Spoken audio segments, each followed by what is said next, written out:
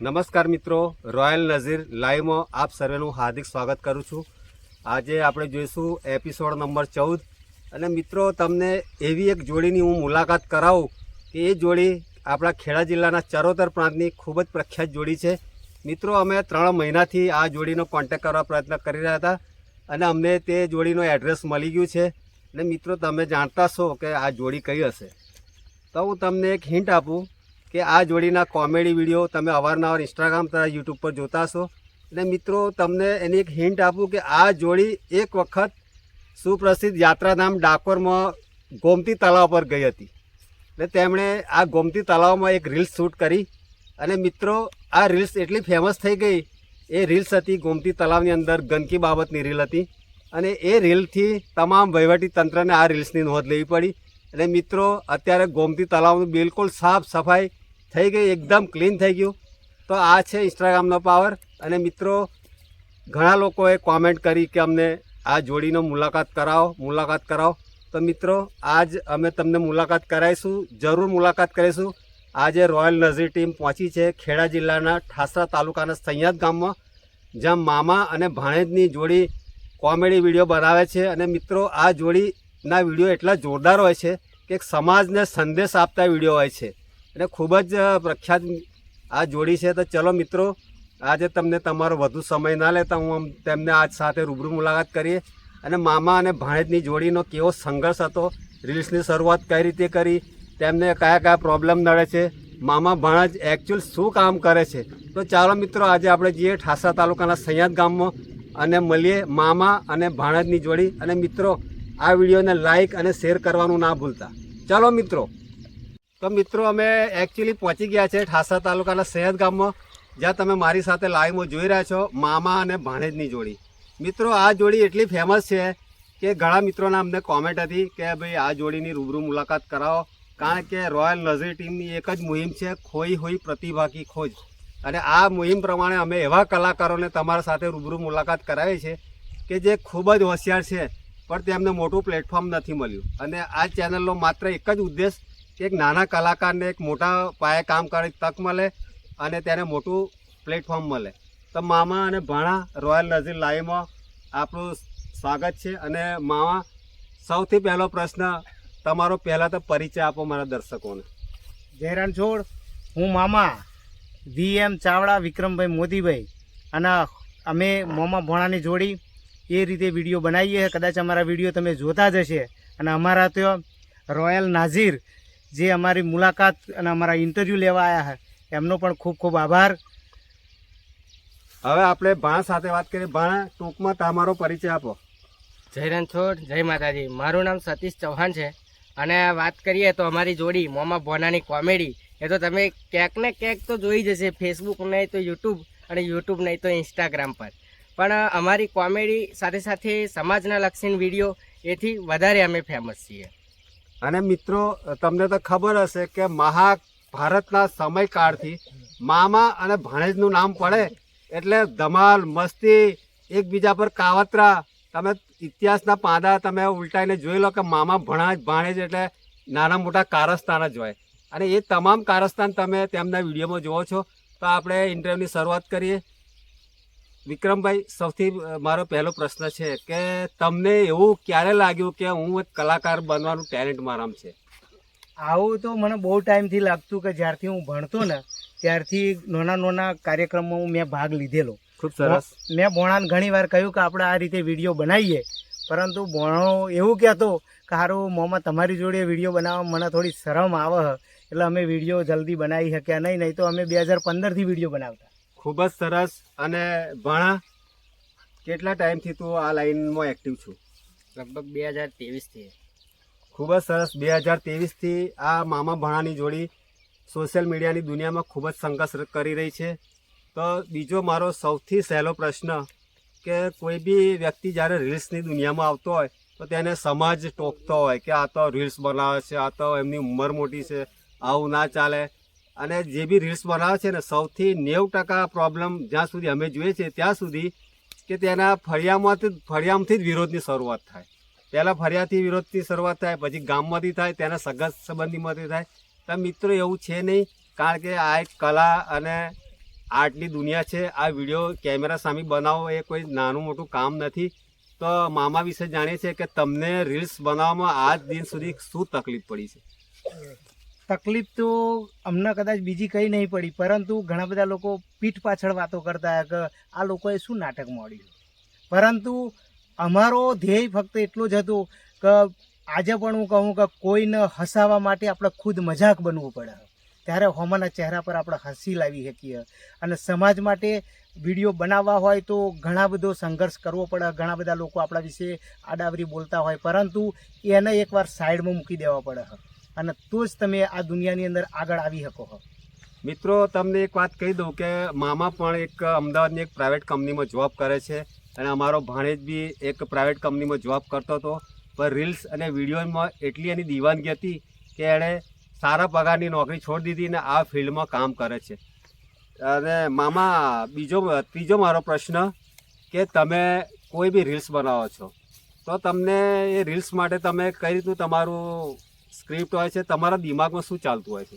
99% રીલ્સમાં અમારા ભોણાનો જ હાથ હોય છે, કારણ કે એવો ભોણો જે કે મોંમાં આ બનાવવાનું હોય એટલે બનાવી દેતો હોય. પરંતુ સમાજલક્ષી જે વિડીયો બનાવવાના હોય એ મારે વિચારવાનું આવે, કારણ કે હું જ સમાજલક્ષી વિડીયો અમુક વિચારતો હોય કે આપણે આ વિડીયો બનાવવો હોય, આપણે બીજું કંઈ એવું હોય કે સમાજમાં આપણે આ ખોટું થયું. તમે કહ્યું એ રીતે ગોમતી ઉપર અમે ગયેલા દર્શન કરાવવા, જે અમદાવાદથી એક અમારું ફોલોવર મિત્ર જ આવેલા અને એમના દર્શન કરાવવા ગોમતી ઘાટ ઉપર ગયા, તો અમે ખુદ શરમ અનુભવતા હતા કે ખરેખર આ પેલા આપણે અમને સવાલ ના કરે કે આ તમારું ડાકોર હ. એટલા માટે મેં વિડીયો બનાવેલો અને એ વિડીયોથી આજે ગોમતી સાફ થઈ. મામા ભાણેજની જોડી એટલે આપણા ઠાસા તાલુકાના સહેદ ગામની ચરોતર જે એરિયા જે કહે છે એની ખૂબ જ ફેમસ જોડી. તો મિત્રો, તમે એમના વિડીયોને ખૂબ લાઈક કરો છો, તેમને ખૂબ સપોર્ટ આપો છો. મિત્રો, અમારો એકમાત્ર હેતુ કે તમને તેમનો પરિચય કરાવે છે. પોરબંદરથી દિનેશભાઈ નામના વ્યક્તિની મારી આઈડીમાં 20 વખત કોમેન્ટ હતી કે ભાઈ મામા ભાણેજ જે તમારી આજુબાજુના છે તેમની મુલાકાત કરાવો. અને અમે પણ 3 મહિનાથી તેમનું લોકેશન શોધતા હતા અને અમારી ટેકનિકલ ટીમ એવા વ્યક્તિનો ઇન્ટરવ્યૂ કરે છે કે જે ખરેખર કલાકાર છે, કલાકારની ધગશ છે, જેને મોટું પ્લેટફોર્મની જરૂર છે. તો મિત્રો, હવે હું તમારા દર્શકોથી મામાને આપણે પ્રશ્ન પૂછીશું કે મામા, તમે જે રીલ્સ બનાવો છો તેમાં તમને લોકચાહના કેટલી મળે છે તથા તમારા જે સૈયાદ ગામ છે તેના ગ્રામજનોનો તમને કેટલો સપોર્ટ છે? ગ્રામજનોનો સપોર્ટ તો ઘણો બધો હોય. અને લોકચાહનાની વાત કરીએ તો અમે અમદાવાદથી કદાચ ગોમડા આવતા હોય તો વચ્ચે જે પણ ગોમડો આવતો હોય તો અમને અમારા વિડીયો જોનારા અમારા ચાહકો અમને મળી જ જાય અને દૂરથી બૂમ પાડતા હોય મામા, એટલે અમારે ઊભું જ રહેવું પડે, કારણ કે ના ઊભા રહી જઈએ તો અમારા ફોલોઅર મિત્રો ખોટું લાગી જાય, એટલે અમે ઊભા રહીએ. ખૂબ સરસ છે મિત્રો. ફોલોઅર મિત્રો, જો અમારા મામા ભાણેજની જોડી તમારો કેટલો ખ્યાલ રાખે છે, તો તમારી પણ ફરજ બને છે કે તમે તેમને લાઈક, શેર અને કોમેન્ટ કરો. આ તો ફ્રીમાં થવાનું છે, એમાં તમારા કોઈ પૈસા જવાના નથી. હવે બીજો એક પ્રશ્ન પૂછીશ મામાને કે મામા, અત્યારે કેટલાક મહિનાથી તમે જુઓ છો કે સમાજમાં ડીજેનું એકદમ યુદ્ધ જેવું ચાલતું હોય. સરકાર એમ કહે છે કે ડીજે બંધ કરાવો, અમારા નવયુવાન છોકરાઓ કહે છે કે ભાઈ ડીજે ચાલુ કરાવો.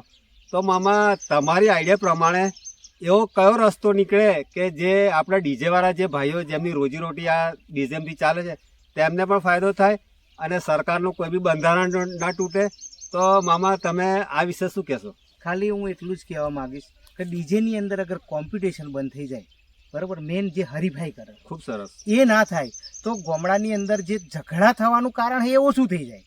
બીજું કે જે તમે વાઇબ્રેશન રાખો એ વાઇબ્રેશન ઓછું કરી દો, એનો અવાજ ઓછો કરી દો કે જેથી જે ઘરડા માણસો હોય, નાના બાળકો હોય, જેની પર જેની ઇફેક્ટ્સ પડે ખોટી, એ ના પડે. બાકી મ્યુઝિક હોવી જરૂરી છે, પરંતુ એટલું પણ ના હોવું જોઈએ કે જેથી નાના છોકરો અને આપણા વૃદ્ધ મા બાપ ઉપર એની અસર પડે. ખૂબ જ સરસ. એક અમારા મામાનો ખૂબ જ સારો સંદેશ છે તમામ ડીજેના મિત્રો કે જેઓ આ ધંધા સાથે સંકળાયેલા છે અને કેટલાક ટાઈમથી આ ડીજેનું એક પૂરા સમગ્ર ગુજરાતમાં કે જાણે કે યુદ્ધ ચાલે છે. તમે કોઈ બી મોબાઈલમાં ઇન્સ્ટાગ્રામ કે યુટ્યુબ ખોલો તો પહેલા સમાચાર હોય કે ભાઈ ડીજેમાં આ ગામમાં આ કોમ્પિટિશન થઈ, અહીં આ થયું, પેલું બંધારણમાં આ ગયું. તો મિત્રો, તમે આ રીતનું ના કરો, કારણ કે કામ ધંધો કરવાની તો દરેકને છૂટ છે, હવે મિત્રો હું અમારા ભાણાને એક પ્રશ્ન પૂછીશ કે અમારો ભાણો ખૂબ જ એક્ટિવ માણસ છે, જે દુકાનનું પ્રમોશન તો તમારી કોઈ બી જાહેરાત હોય કે તમારે કોઈ બી તમે કોઈ 2 વ્હીલર કે 4 વ્હીલર બાઇક લીધી કે ગાડી લીધી હોય તો તેનું પ્રમોશન કરે છે. તો આપણે તેમની પાસેથી જ જાણીએ કે તમે તમારા ફ્રી ટાઈમમાં તમારી એક્ટિવિટી કઈ હોય છે. ફ્રી ટાઈમમાં તો અમારી એક્ટિવિટી તો ખાસ આમ જ કેવું કે ફ્રી ખાસ વાત જ નહીં એવું થઈ ખૂબ ગયું. જ સરસ. કેમ કે અમારે હવે શૂટિંગનું કામ કરીએ એટલે કાર ડિલિવરીના વિડીયો શૂટ કરવાના હોય, રીલ્સ શૂટ કરવાની હોય, અમારા વિડીયો શૂટ કરવા, નોકરી છોડી દીધી તોય ફ્રી નહીં હોય ઘણી ટાઈમ એવું જ છે. ખૂબ જ સરસ છે કે ભાણાએ પણ એક પ્રાઇવેટ કંપનીમાંથી એક જોબ છોડી દીધી છે અને તેને વિડીયો માટે ટાઈમ નહોતો મળતો, તેણે આ પગલું લીધું છે.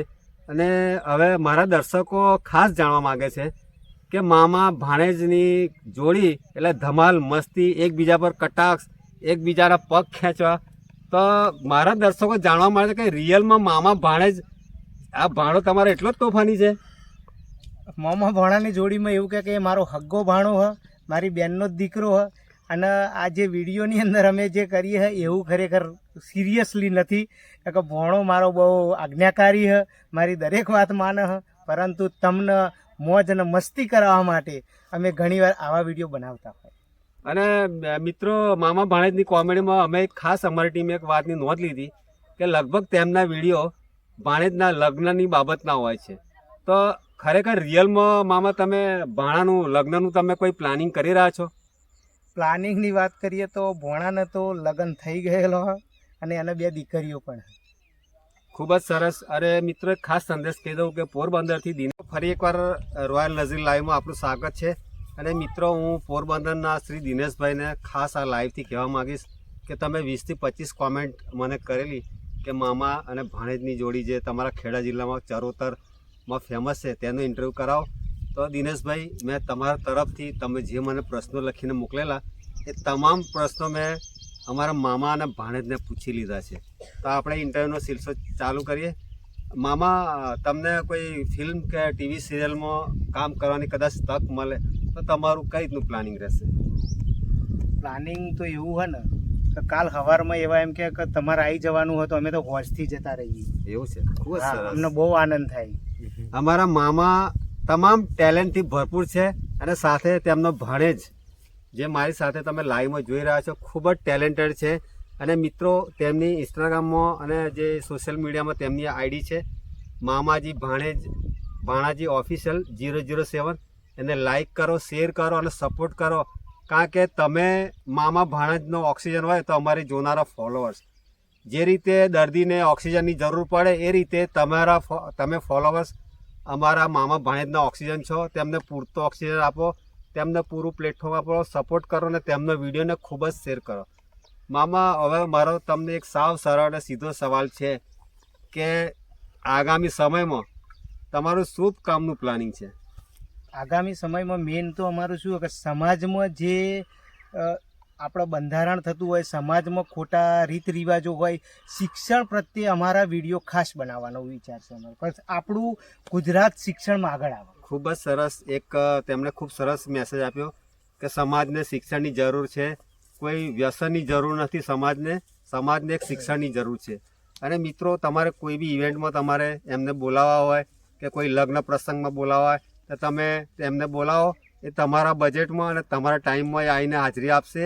અને તમારા કોઈ બી લગ્ન પ્રસંગ હોય કે કોઈ બી તમારો શુભ પ્રસંગ હોય તેને 4 ચાંદ લગાવી દેજે. કારણ કે હું પણ ચરોતરનો છું અને એક ચરોતરવાસી હોવાના નાતે મારી એક ફરજ છે કે આ નાના કલાકારોને તમારા સપોર્ટની ખૂબ જ જરૂર છે. હવે મામા મારો એક છેલ્લો પ્રશ્ન છે કે રોયલ નઝીર લાઈવ ચેનલ એક નવા કલાકારોને પ્રોત્સાહન આપતું પ્લેટફોર્મ છે અને તમારો વિડીયો તમામ દેશ અને વિદેશમાં લોકો જોઈ રહ્યા છે. તો તમે મારા તમામ દર્શકોને શું સંદેશ આપશો? સંદેશ તો એટલો જ કે અમારા જેવા નાના કલાકારોને આ રોયલ નઝીર જે ચેનલ છે એમણે અમને એ લાયક ગણ્યા, એ પણ એક મોટી વાત છે. અને આવા નાના કલાકારોને તમે સાથ અને સહકાર આપો એવી હું તમને પ્રાર્થના કરું. ખૂબ જ સરસ. ભાણા ફોલોઅર્સ ને દર્શકોને તો છેલ્લા મેસેજમાં શું કહેવા માંગીશ? ફોલોવરના દર્શક મિત્રોનું એ જ કહેવા માગું હું કે રોયલ નઝીર જે ચેનલ છે એને સબસ્ક્રાઈબ કરો અને સપોર્ટ કરો. અને અમને તો ઇન્સ્ટાગ્રામના ફેસબુક પર સારો સપોર્ટ મળ્યો, એવો જ સપોર્ટ રોયલ નઝીરને મળવો જ જોઈએ.